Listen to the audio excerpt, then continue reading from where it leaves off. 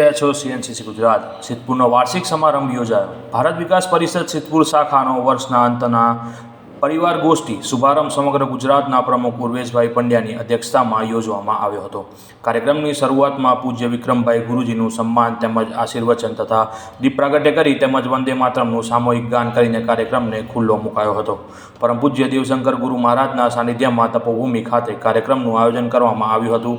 ભારત વિકાસ પરિષદ વર્ષ દરમિયાનનો કાર્યક્રમમાં સક્રિય ભૂમિકા ભજવનાર સદસ્યશ્રીઓના પરિવારનું સંસ્થા દ્વારા સન્માન કરવામાં આવ્યું હતું. કાર્યક્રમમાં હિતેશભાઈ મોઢ, ઉમેશભાઈ મોદી, સંજયભાઈ ઠાકર, વિપુલભાઈ પટેલ તેમજ સુનિલભાઈ પરીખના પરિવારનું સન્માન કરવામાં આવ્યું હતું.